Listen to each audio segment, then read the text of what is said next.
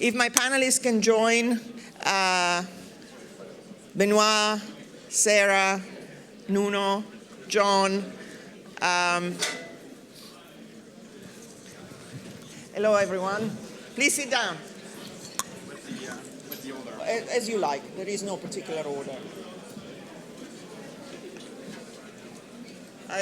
Maybe push your chair back a little bit because I can't see Nuno. Okay, so with thanks to Jonathan and no further ado, we will jump straight into the next panel. Again, I feel like a teacher having to tell everybody to be quiet, but that is the way today. The speakers on this panel are certainly, again, not in need of introduction. I will not introduce them individually. We have effectively a panel of antitrust regulators. John has just recently left, so we put him in that bracket too. So this is a panel that I titled Antitrust as Agent for Change, right? Because we spoke this morning about the various other intersecting disciplines and areas of economic policy that we care about and how it all needs to work together. But now we are just going back to talking about antitrust, which, as Jonathan says, he needs to enforce. You guys need to enforce in the main your enforcement agencies as well as to some extent policymakers. So I would like to ask each of you in different ways to expand on really what is your vision for how antitrust, such as it is, fits in this big paradigm shift that we discussed today. How is antitrust, as we practice it, but also forward-looking, going to contribute to the improvement, the changes that are imperative and have been discussed today? We're no longer talking about industrial policy or trade as such, but we are talking about the discipline of antitrust. And yet, we've seen a phenomenal update to this, to the thinking. So let me start with Sarah. Very welcome, lovely to see you here. So please give us your views as to of course you had an eventful year at the CMA, a lot happened, an agency that you inherited after Brexit, an agency that is certainly regarded as a progressive agency in so many ways. So please give us your vision and what you think we should be expecting going forward. Thanks so much, Christina. Thanks for the opportunity to join you today. It's been a fascinating conference so far. So look, I just wanted to give, I think, a few general observations about how I see the role of the CMA as a competition and a consumer protection agency, as an agent for change. I think that is absolutely right.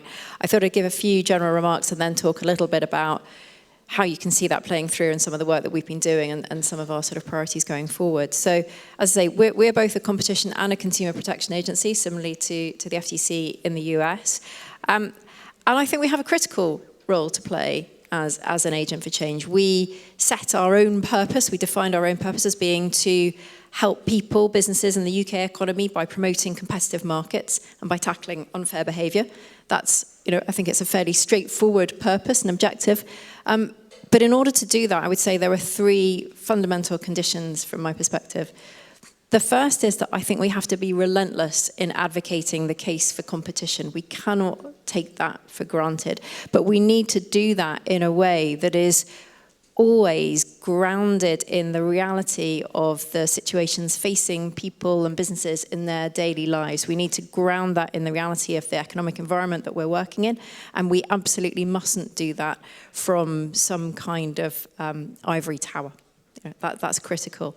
The second point, I think, is that we need to be really kind of laser focused in the choices that we're making about the work that we are doing, what issues we're prioritizing, how we are doing that work.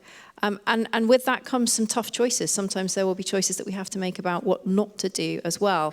And when I reflect on the work that we've done over the last year or so since I've been chief executive at the CMA, and I get asked quite often am I surprised by the profile that the CMA's work has gained over the last year, and I'm not, because it's a consequence of very conscious choices that we have made about making sure that every single piece of work that we do has real impact. And a lot of what Jonathan has just said, I think, resonates really, really strongly with me too.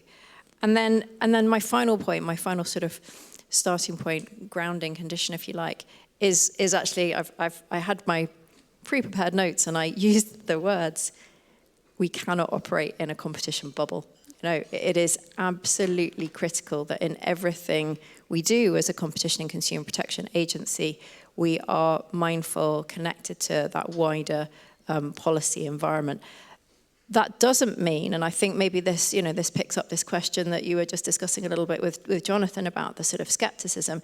It doesn't mean that we should be straying, certainly in our case, as an independent competition and consumer protection agency. We're not a political body, so it doesn't mean that we should be straying, I think, into clear and explicit political choices. That's not our role and it's not our remit. But we need to be incredibly mindful of that policy context, and there are things that we can do to help inform those policy choices. So let me sort of unpack that a little bit, perhaps. So first up, sort of advocating the case for competition. From my perspective, we're talking about agents of change. Innovation is one of the key drivers of change in the economy. Innovation drives change, it drives productivity, it drives growth. And I think, it's pretty indisputable that competitive markets are a key requirement to support innovation.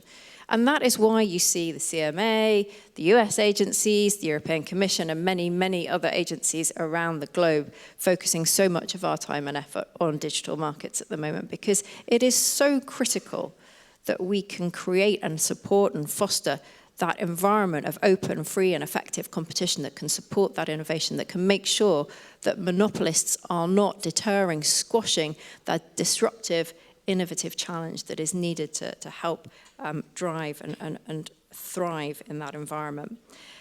That is why robust merger control is absolutely critical. That's why decisions that we have taken, like our decision to block Meta's acquisition of Giphy, that's why the direction of travel, at least on the Adobe Figma merger, indicated some clear competition concerns in relation to that deal.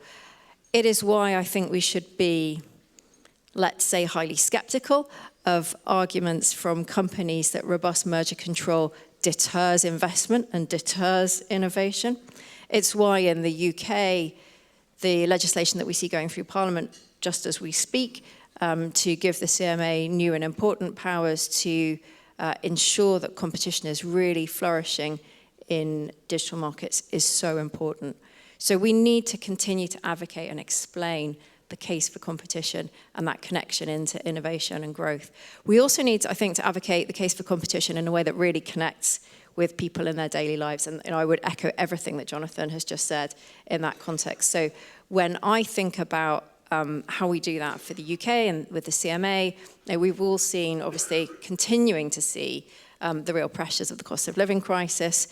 The work that we've done in the grocery space, we're not going to be able to single-handedly address some of the root causes of inflationary pressures. What we can do is make sure that those markets where people are spending most of their time and money, areas where people are under incredible pressure at the moment, that we make sure that those markets are as competitive as they possibly can be, that we make sure using our consumer protection powers that people can really engage to get the best deals possible in those markets. We need to explain why in the UK a few years back we blocked a proposed merger between two of the biggest grocery retailers. Isn't that a good thing now when everybody is worrying so much about how competitive the groceries market is? We need to explain why when households across the country are facing real pressure about what they can afford to buy every day, it really matters that we're taking action against companies that are potentially involved in anti-competitive wage fixing. So it's exactly this narrative point that Jonathan was making earlier, and explaining why this matters day to day, I think, is absolutely critical. The second point that I mentioned, or my sort of second kind of grounding condition, was really about the choices that we're making about the work that we're prioritising. As I said, we're a competition consumer protection agency, and we think about that in a really, really joined up way, and I think that's important. So I mentioned our work in relation to groceries. We looked at how competitive the retail sector was there, but we also made sure that actually people can go out and they can compare prices really easily. They can make sure that they are getting the good deal that they think that they're getting. How transparent are those prices? We are doing work around kind of loyalty pricing schemes at the moment as an example of that. We're looking across the whole range of our toolkit. So a great example of this is our work in the vets sector at the moment. We had seen through a number of merger control cases, a number of instances of greater consolidation at a local level, including in a number of cases involving private equity. And we had taken action on a case-by-case basis in those merger cases to step in and prevent consolidation of market power. But actually, it was very clear to us that this was a broader issue, and we needed to do a fuller market review, a look at the whole sector to understand, actually, do people know what they're getting? Do they understand the prices that they are paying? Do they understand the complexity of the corporate ownership structures that are in play in this sector? And what is the impact on incentives when those corporate ownership structures play through? And choices that we are taking all the time to learn from the work that we're doing in one area to carry that across, I think, are really important. Another area that I've highlighted and emphasised a lot over the last year since I've been in the chief executive role is, and this was picked up actually in the discussion earlier with Rebecca and Andreas earlier as well, is to make sure that we've got sufficient focus on the forward-looking piece, and that's been a common theme through the discussion today. And I think there's a real risk as antitrust agencies that we spend all of our time fighting yesterday's problems. And there's that's an important piece of our work. We can't not do that, but we can't be consumed by it, because if we are entirely consumed by fighting yesterday's battles, we will never get ahead of the game. So for me, a great example of that is the work that we've been doing. Again, it's been a theme, the discussion today, around generative AI, foundation models. We put out a piece of work last year, which was an initial review that we had done looking at foundation models, putting forward some proposals that we think are guiding principles for how that market can develop and evolve in a way that has the best opportunity to really support open and effective competition and protect consumers. We don't claim to know everything in that space. Of course we don't. It's evolving far too rapidly. But what we do know is that if we wait until we know everything, we'll never get there. We've got to be out there, and we've got to be out there helping to shape how that market is emerging and evolving day by day. Another key point, I think, in how we're working is where we're choosing to work individually as a single agency, where we're able to join up and have greater impact by working in tandem with others, whether that's other antitrust agencies, many colleagues in the room and speaking today, also whether it's other agencies with responsibilities in sort of parallel jurisdictions, whether that's data protection, online safety. It's critical that we're joining up, and I think that brings me to my sort of final grounding principle, which is around ensuring that we're not operating in a competition bubble. We are choosing to be an agency that is really focusing on issues that matter for people, for businesses, for the economy as a whole. And in doing that, of course, we're going to be rubbing up against those broader policy considerations. So if I give just a couple of quick examples, we're just finishing off a year-long study into house building in the UK. Now, I'm not going to preempt our findings in that market, but it's fair to say that alongside recommendations around how to improve consumer outcomes, how to improve competition, there's a whole host of issues there around how the planning regime operates, for example. Now, that brings into play some complex trade-offs and interactions with social policy, affordable housing, environmental policy. It's not for us to make those policy judgments, but it is, I think, for us to use our objective analysis that we have carried out to help inform that policy debate. The work on foundation models that I mentioned, we're looking at it through a competition and consumer protection lens, but we want to be absolutely eyes open to the interactions with the safety and security considerations. We don't want to set up a sort of polarized debate where people are saying, well, competition discussion over here, safety discussion over here, and you can't have an interaction between the two. It needs to be a rounded, grounded discussion that takes account of those different considerations. We've just finished and published last week some work on labour markets. There's been a lot of work on labour markets in the US. We thought it was really important to have some analysis that was very much focused on the UK market. I think that's a great example of a piece of work that informs our choices, the choices we've been making around enforcement action to tackle anti-competitive wage fixing, but it also informs policy choices about employment law, whether there need to be changes about the rules on non-competes between employers and employees. So, I could go on, but I think recognizing that we are part of a very complex policy jigsaw, playing our part in that, but doing that through the lens of competition and consumer protection. It's good to hear a broader perspective because, of course, the CMA, as I described it myself, a fairly progressive agency, tends to get a lot of attention because of its focus on the digital sector, mergers in digital, and of course you've been at the receiving end of a lot of pushback from what I call the defense complex for that kind of posture. But we'll come back to that perhaps, and I want to move on to Benoit.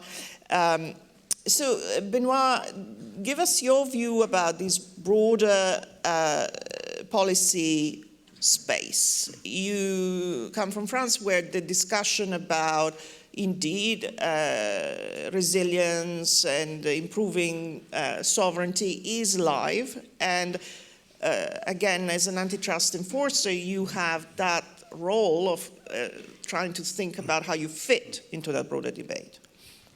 Yep. Thank you, Christina, for bringing us together in this room and once again, and also for pushing us to be forward-leaning, which we'll try to be. And as you said, I come from France. I don't even know if I can go back to France because farmers are blocking Paris, which kind of gives you the flavor of what I'm going to say about the broader policy conversation. I think my starting point would be to see, or even to state, that there is a little bit of a disconnect between the conversation that we are having in our group as antitrust enforcers, as competition agencies, and what we can see outside of this group. We pride ourselves for being very forward-leaning, bringing new instruments, being tougher on merger control, which we are. I mean, we've at the Autorité de la Concurrence, we've de facto blocked 3 mergers at the stage of the in-depth investigation since I joined. So we've not vetoed them, but they've been withdrawn because they knew that there was no way out. And so we are being tougher, and we are pushing the boundaries. We are venturing into new domains like sustainability, labor markets, which Nuno has been very much exploring very successfully, and so on. So there is a lot of boasting around. And when we look around us, what can we see? We can see that free trade has almost entirely lost popular support, which is a little bit what we're seeing in France now in the farming sector. Competition has been maybe spared a little bit, but maybe not for the good reasons, or for kind of incidental reasons or serendipitous reasons, which is that we've had this big inflation crisis, which has kind of rehabilitated competition policy as a way to bring down prices. So we had our 15 minutes of fame as antitrust enforcers because we were seen as part of the solution to bring inflation down. Well, that's over. Inflation is down, and interest groups are back, and they have big megaphones, right? So that's over, and we're not operating in a very friendly environment, and we see, and the geopolitics are also against us. The name of the day pretty much everywhere is let's make our economy a moated castle. And so the conversation is not about whether it's a good idea to be a moated castle. The conversation is about the height of the wall and the depth of the moat, and is that going to be bricks or concrete? That's the policy discussion. So that's not a. So when I said disconnect, you heard me well. That I was meaning delusion, not disconnect. So what can we do now to make it work? And what I'm going to say will echo a lot what has been said earlier, in particular by Jonathan, but also this morning. I think we need to show people, to show our fellow citizens how competition fits into the broader policy framework, and how it can reinforce some of the other policy objectives, and how we can connect the dots with other policy domains. We can make a better job at connecting competition policy and industrial policy. That was discussed this morning. I'm not going back to it. I think we still have a long way to go to produce a proper concept of what can be a pro-competitive industrial policy. I don't think we have it. A lot of what we've seen recently in Europe has been basically the outcome of a bargaining between the competition commissioner and the industry commissioner. So you can say that's a market mechanism, and we love market mechanisms, so why not, right? It might not be the optimal outcome from a political standpoint. So we need to produce a concept of, what's the best way to design industrial policy so that it is pro-competitive, and we don't have this concept yet. We need to make a better job at connecting competition policy with regulatory policy. As Jonathan very importantly said earlier, we are not regulators. I don't see myself as being a regulator. I'm an enforcer. I'm not a regulator. It's a different job.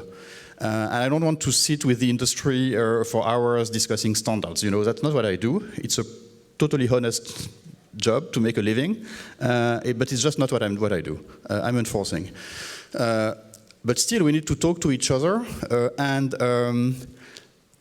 why do we need to talk to each other? First, because there are lots of real-life questions where you need a mix of solutions, and you need a mix of solutions coming from antitrust and coming from regulation. Earlier last year, before summer, we published this big market study into cloud services, right? Some of the issues we've seen in cloud services can be addressed with antitrust, of course. Some of them will be better addressed just using contract law or consumer protection. Opacity in contracts. The fact that when you subscribe to cloud services, you don't even know how much you're going to pay because you don't know how much data you're going to send in and out and so on and so forth. That's about the contract. The best answer may not be competition policy. Might just be consumer protection. And interoperability needs regulation, and it needs also market standards. So you need all this mix of different solutions. And also, as I said, our DNA as competition authorities is not to be regulators. So if we want to protect ourselves and not be drawn into regulation, we need to talk to regulators so that we can know who's doing what and organize. So that's just an example. Another example could be privacy, right? We have very, very close and trustful discussions with our privacy data protection authority, like CNIL.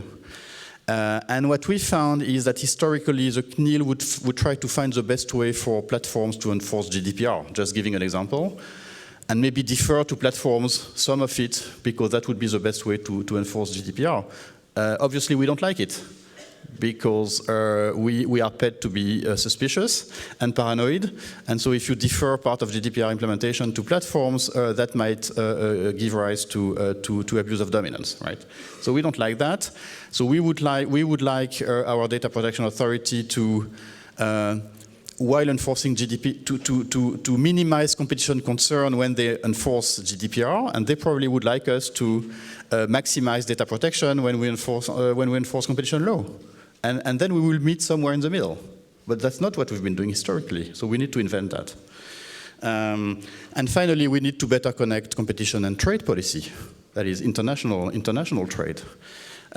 We have this fantastic piece of regulation in Europe called the Foreign Subsidy Regulation.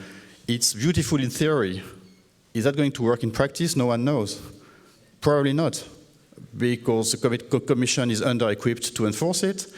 But in theory, that goes a long way into bridging the gap between competition and trade, and protecting competition by delivering the level playing field also with international competitors, which will protect competition.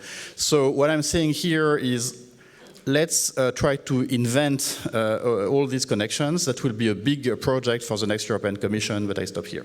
Fantastic. No, that's exactly the point of this discussion, because you touched upon all of the things I personally care about, which is really how to link, how to make this connection. You started off, and we can go back later, but in essence, you said the vision of how to do pro-competitive industrial policy is lacking. We need to think about it. The connection between data protection and competition is still not there yet. You said we haven't done it, and this is a point that I agree with enthusiastically. Been pushing for this. And then the trade piece is super critical, as we heard this morning. So I think this is a fantastic sort of start and acknowledgement of what, in a sense, the agenda needs to be. We'll come back to it. Let me go to Nuno with a similar kind of set of questions, right? I mean, you are, again, an enforcer, but the Portuguese authority is also very engaged in the global discussion around issues, and in particular expand about these connections that Benoit talks about in terms of policy tools and the need to coordinate them. Okay, thank you, Christina, and thank you again for the invitation, and congratulations for this amazing event. Truly honored to be here. So bearing in mind the panel's topic, and I think we have to ask two questions. The first is, has antitrust been an agent for change in the past? And looking ahead, what should we have in the plate for the next 5 years, for the next European Commission? So when you look at the past for the EU, competition law was initially designed for coal and steel cartels. But still, its plasticity allowed competition law to adapt itself to economic change and to stand as a guardian against some preconceived ideas, such as European champions or protectionist measures. But in the recent years, the world has come to change. So we have now new things on the table: climate change, supply chain disruptions, rising costs, inequality, wars, and geopolitical tensions are at the public opinion agenda. So while the interplay between competition policy and other public policy is not new, what is new is the pace at which this inter-policy dialogue is called for. So it's really unprecedented. And so I do think that this brings some opportunities and challenges that the new Commission, the new European Commission, will have to look at, and we as enforcers also have to take into account. The first is to realize that innovation, and Sarah has already mentioned it, innovation is important in competition, and as innovation unfolds, new markets emerge, prompting new policies and new regulations. And if we look at the digital economy, for example, it results from innovation, and it calls for new public policies to develop, such as data protection in parallel with competition policy. So this is a merry example of when it comes to the interplay between competition policy and public policies, we cannot say there is a kind of a chicken and egg situation, but more kind of a virtuous circle. And I do think that here competition policy and competition authorities can act as nudges. I do like this expression of nudges and nudging for public policies. One clear example of this competition nudging is sustainability. Here, and I do think that competition enforcers need to be vocal, explaining how competition is key for achieving success in the green transition. Because we do know that competition in your market for green transition is necessary, and to create conditions in order to increase demands for such progress is absolutely key.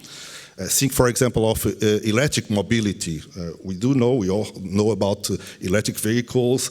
We do know the demand-side incentives that we've been having, such as subsidies and tax rebates, but that's not enough. For example, we have the need for an electric network to recharge those vehicles, and we still don't have. So here, enforcers and competition authorities have a role in order to enhance or to evoke the need to have a dense and competitive network to recharge those vehicles. And the Portuguese authority has done some work in this area, I must say. Another area is labor market, that also Sarah has already mentioned, and Benoit. And here I do think that competition policy is also key in nudging the behavior of firms in ways that they are aligned with other public policy goals. So here in labor markets, competition and competition authorities can contribute to avoid unfair restrictions in worker mobility and unlawful wage fixings. And we have done some work there, the Portuguese authority, also the CMA just recently, and also in enforcing those kinds of situations. And the French authority, I do know, Benoit, that they also have been working some work in this area. And in Portugal also we have been sanctioning some situations of no poach agreements in the terms of labor markets. So I do think that labor markets will be in the agenda in the coming years. And this is a very important area, as it connects citizens to competition law. So it's not just about consumers, it's also about workers and putting the citizenship at the center of the table. Another topic which I think will be important in the near future is artificial intelligence. And we all know the problems that digital markets have brought us in the past, and I do think that will be also in the table when it comes to artificial intelligence. And here, one of the things that will be important, and it's key, is the access to inputs, cloud computing, foundation models, data, and they are key to provide competition in generative AI in the area of artificial intelligence. That will be, I think, the next big thing in the coming years, the generative AI.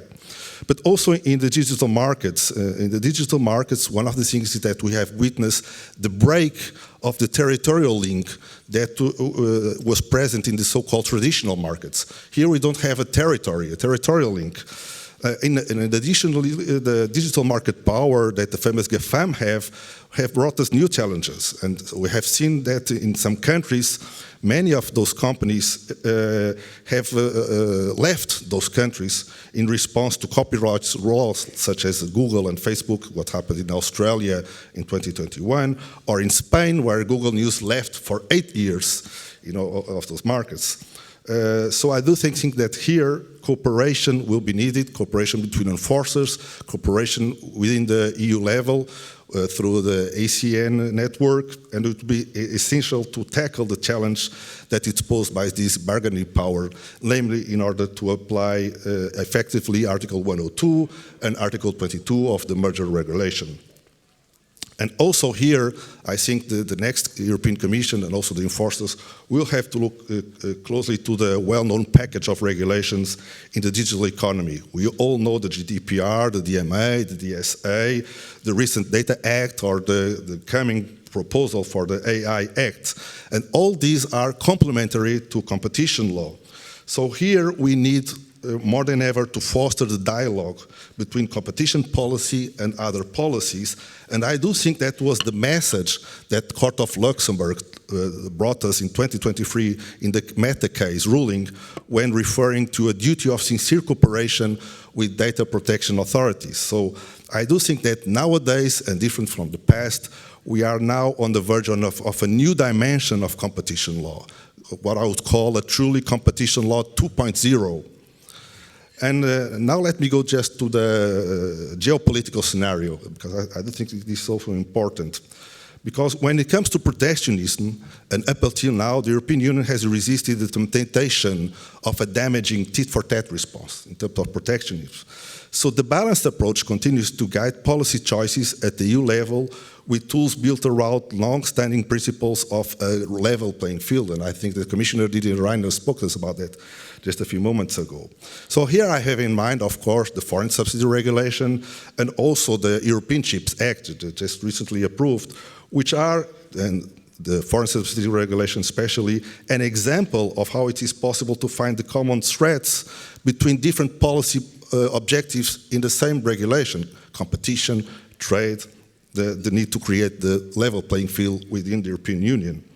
So with the emergence of China being a super state, a super economic state, and with this open discussion about the EU open strategy autonomy, by zooming in on the Critical Raw Materials Act, and also the need for the EU to create tools that open space for reciprocity with the third states, I do think that nowadays the EU is no longer the so-called white angel of the world trade, as it might be perceived a few years ago, but a well-equipped area in order to assure reciprocity with third states, namely in trade and also with competition law concerns. Again, and I quote Vice President Vestager just recently, she said that Europe must be a player, not a playground. So again, and going back to this focus on industrial policy, this does not mean that we are abandoning well-founded competition principles. And those principles should be at the center of the discussion on industrial policy. The firms receiving state aid must be in the end competitive and stand on their market. And as I've mentioned, competition is the engine of innovation, which in turn is precisely what we need to address in today's societal challenges. And so here I do think that competition authorities should strive to find the compatibilities between competition and other public policies, for example, by assisting policymakers in devising competition-friendly policies. Thus, of course, while keeping our core business, that is to be enforcers and to keep our enforcer activity clear. So again, I do think that we are facing now what I call a competition 2.0 era, where it demands the competition community to rethink, all of us, our role and our way of working. And so I do think that the national competition authorities are being under pressure to pursue their missions, but without being detached of their wider context. And so I think, to conclude, that we have to rise to the occasion and to keep antitrust as an agent for change. Thank you so much. We'll again return to Europe in a moment. I want to hear from John at this point. John, you have been a director of the FTC at a time of enormous upheaval in this space, right? You've been involved personally in the Amazon complaint.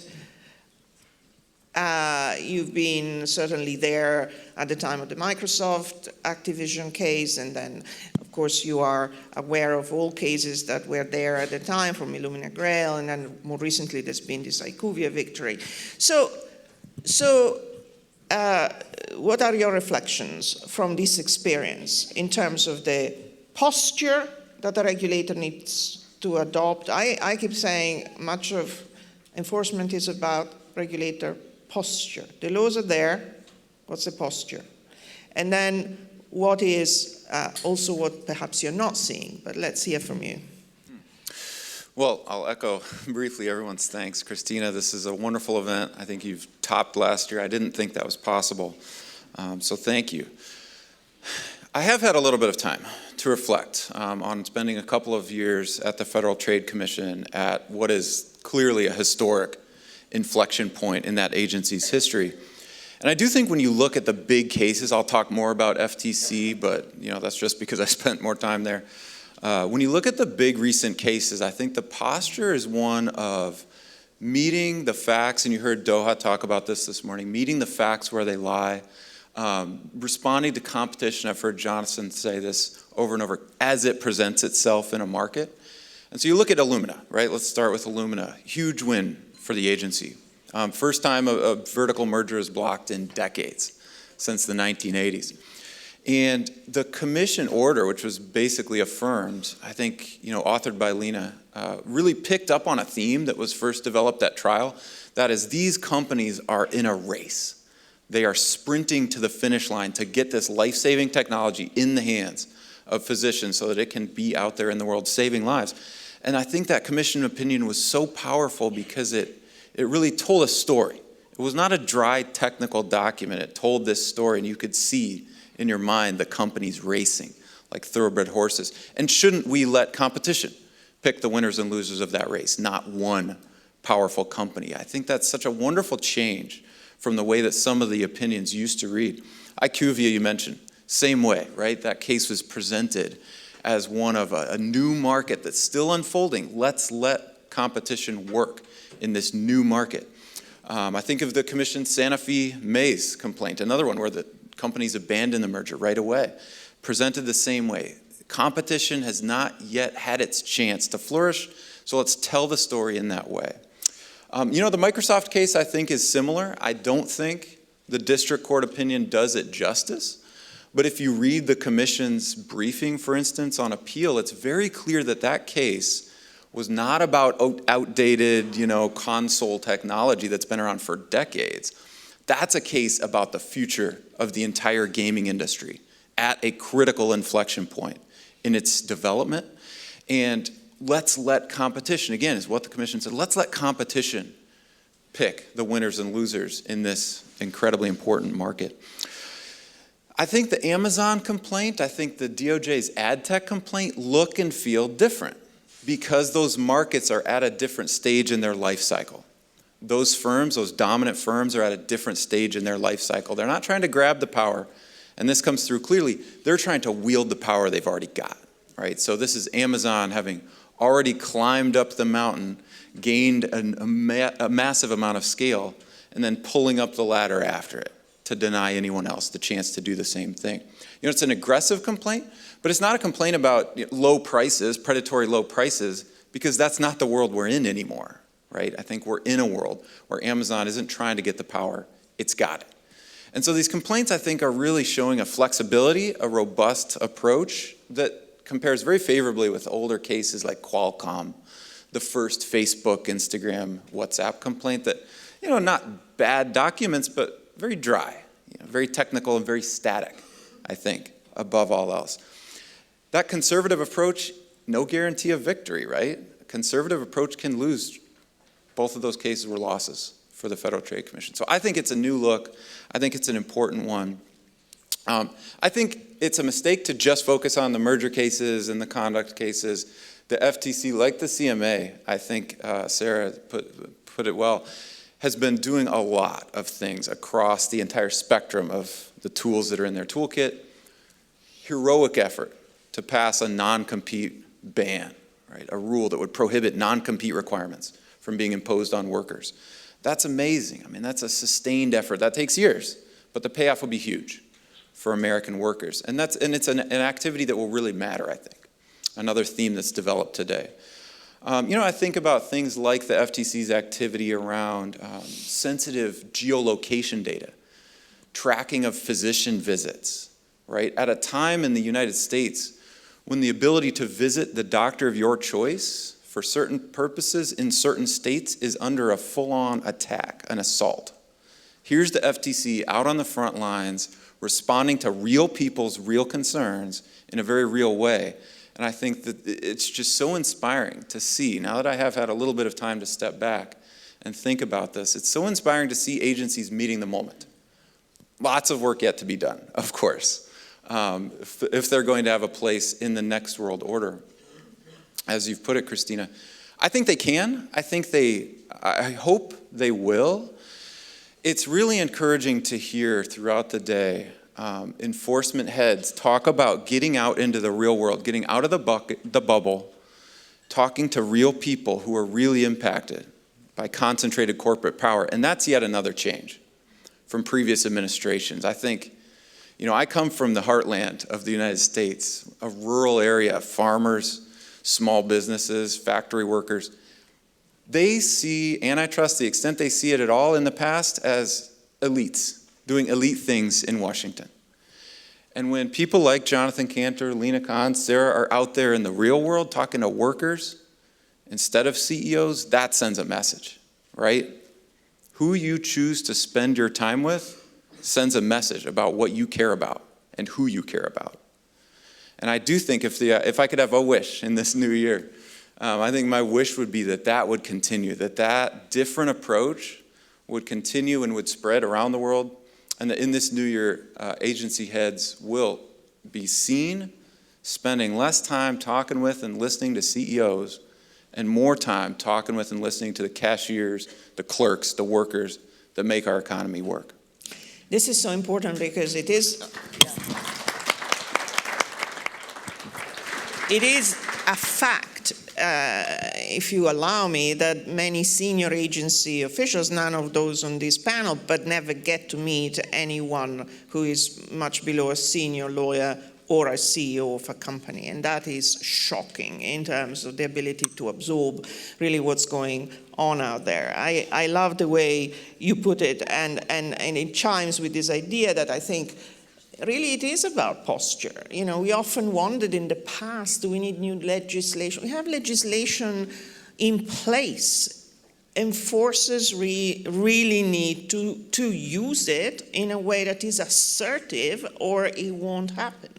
Now let me go briefly to Aviv before we go back to the final round. Aviv, who cannot join us in person, unfortunately, but Aviv, you've been very much one of the key, I would like to say, but of course you will want to defer to your colleagues or to pay deference to your colleagues, but certainly a major actor in the development of the new guidelines, which have been very much in the news, which have been talked about a lot, which exceptionally have had an enormous amount of resonance in terms of reactions from people, as Tommaso was mentioning this morning. So I know that you spent a lot of your time trying to appease the economists, right? Because the economists were lemon-sucking endlessly about it and saying, it's not enough economics, it's not quite explicit enough, and it shouldn't be in the annex, and it shouldn't be this, and shouldn't be that. And so you've actually calmed down much of the profession, telling them, look, no, we're not throwing away economics, it's still all there, calm down. But give us the other side. I mean, in many ways, these guidelines capture the zeitgeist. They're intended to really just move on from 2010 and really set a new standard on a number of things, because competition presents itself in a different way today. Please give us your thoughts. Thank you, Christina, and thanks for having me. I hope you can hear me okay. Yes. I apologize for not being there in person, but as you might have been reading in the news, we're pretty busy these days, so there are a lot of stuff to do here. Let me just start quickly by giving the usual disclaimer. Views I'm about to express are my own, not those of the commission or any individual commissioners. So throughout the day, I mean, I listened into Jonathan's speech. I've heard some of my fellow panelists.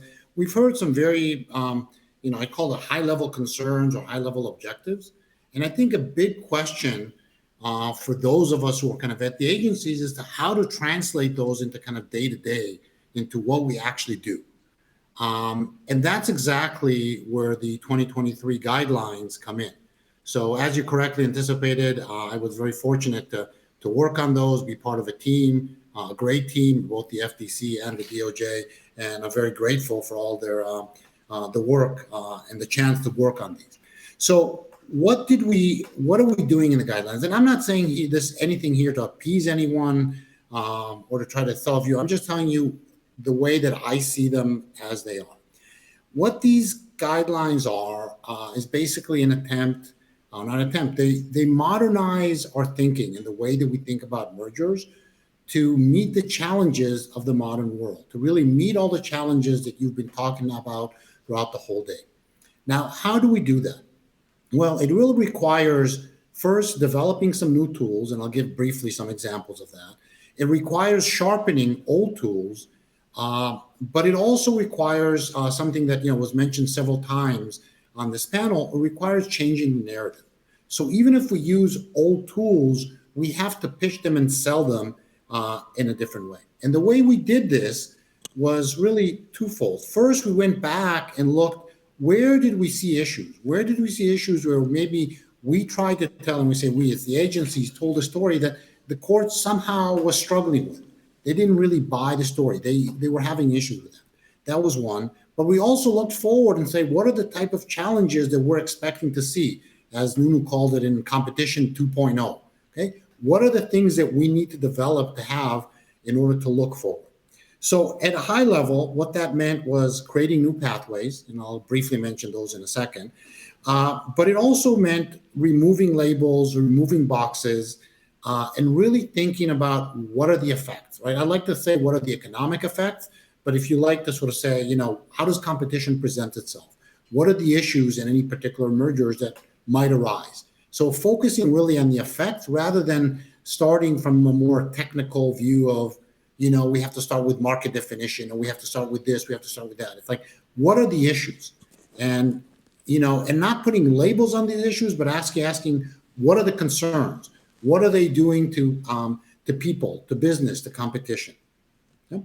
Another emphasis that we went throughout is that our statute, and I believe statute in many places, talks about probabilities, not certainties. So really stress that and walk away from this idea that we need to have absolute certainty in a model that's tight in every possible way and robust to every possible variation and been estimated on data, with 20 different specification tests. Walk away from that and say, no, what we have to show is that there's a probability of harm. And that's kind of a key that we want to emphasize. So let me just kind of briefly say a few about each of these, and really very quickly, because I know we're short on time. So in terms of new pathways that we've just opened new dimensions that weren't there before. We talk about potential competition. We talk about platforms. We talk a lot throughout the document and specific guidelines about dynamic competition, exactly to address some of the issues that you heard on this very panel. There's an explicit discussion of harm in the labor market, right, which was implicit in our previous guidelines, but never was there an explicit discussion of them. We talk about entrenchment and extension of dominant position through mergers. These are all new pathways, all new ideas, new economic ideas to deal with the challenges of, again, as Nuno called it, competition policy 2.0. In terms of sharpening tools, we did that in a variety of places. We changed somewhat the narrative around market definition. I'm not going to get into that, it's a little bit technical. I think the key point where we maybe change is how we talk about vertical, non-horizontal mergers. And there was really sort of a change to walk away. When I look at some past decisions, all the cases that John mentioned that, the agencies have lost, it's because I think judges had a hard time understanding where is the lessening of competition. When it's a horizontal merger, you understand there's two competitors merging, you're going to lose the competition between them. And then the issue becomes, is that competition substantial or not? Or can it be replaced in other ways? When it comes to vertical, it's a little bit harder to get that intuition. It's like, well, you're not competing. Where's the loss of competition? So there's an attempt to change the narrative and walk away from the very nitty-gritty details of specific vertical arithmetic that I think courts have struggled with, and frankly, non-economists have generally struggled with, and tell a story and a narrative that I think is much more intuitive. And that is, if I'm a competitor, let me pick on John because I know he's on the stage. If John and I are competing, and I now, through a non-horizontal acquisition, acquire something that John needs to compete, that's important for him to compete, you could imagine that I would use that in a variety of different ways to harm the competition, to lessen the competition between John and myself. Okay, and there's a variety of ways in which I could do that. And that's kind of the focus of the narrative. And if you look, that's in many ways the focus of the narrative in Illumina. That was, the pre-guidelines, but you can imagine a lot of the thinking went into that. And that is a lot of the narrative that I think we would try to build going forward. So let me stop here. I'm happy to go into more details if you want to. Thank you, Aviv. We are a bit short of time, so I'm going to just go through the panel quickly, giving each of you a final minute because Lina Khan is going to be on next, and I know she has a hard stop, and we need 5 minutes for coffee in between. So let me start with Benoit and then go down the literally no more than a minute. Vision for the future, new commission, what would you like to see? Priority one, just deliver what you've already committed to, because the cardinal sin in politics is jumping from one priority to another without delivering and without evaluating. So that means not only DMA implementation, but DMA enforcement. And there the Commission will have to make difficult choices on whether they want to keep the DMA narrow and limited, or whether they want to make the DMA a dynamic tool to approach cloud services, AI, and so on and so forth. And if they don't, it will come back to antitrust, which I will love because that will bring lots of fantastic cases to me, but that might not be the most efficient. So very important strategic choice to be made here on the future of the DMA. Priority two, I would say, is what we've been discussing all day, that is building this new compact between industrial policy and competition policy, making sure that the moving from a a kind of bargaining between the competition commissioner and the industry commissioner to joint maximization, moving from Nash equilibrium to joint optimization, and that's also going to be difficult. And if I may add two smaller items, but still very important for what we do, we might need a little bit of tidying up merger control, because we have now Article 22, we have Towercast. We might want, now that Continental Can has been brought back from the dead, we might want to bring back Philip Morris, right? So not only 102, but also 101, and so on. And the industry is, for good reasons, worried that this will create a legal uncertainty, and so we need maybe a little bit of a strategy here on, how to use all these shiny new instruments. I stop here. Thank you, and I'm sorry to hurry you along. Nuno, 1 minute. Yeah, in a short term, I know people need coffee. 3 words I would say for the European Commission. First is implementation, the second is coordination/advocacy, and the third is enforcement. Implementation of all this package, we have to see, they are still ongoing, some work to be done. And after, some advocacy, sort of guidelines for firms and for the markets, understand what the European Commission wants. And then coordination with competition authorities in the national level, and here I speak for myself, of course, at ACN level, so that we are all in the same basket, right? And then to enforce all these measures that were taken for the new competition law 2.0 that I spoke a few moments ago. So I think these 3 ideas in a short term, that's what I would suggest the European Commission to do. Great. Sarah, no commission for you, but certainly the DMU is on the horizon very quickly. What's your plan? Yeah, I mean, that is absolutely the key priority for us. We hope to have the new powers in force, I would hope, by the end of this calendar year. We're doing a huge amount of work already to get ourselves up and running for that, obviously building on the huge amount of work we've already done in the digital market space. But delivering on those new powers will be, I think, a #1 priority for us. And I would just reinforce the point I think we've all made in various ways, both through our new digital markets powers, but more broadly in the work that we're doing, keeping that focus on the future, keeping the focus on making sure that we're not sitting here in 3, 4, 5 years, looking back again at all the issues we've missed. Yes, quite.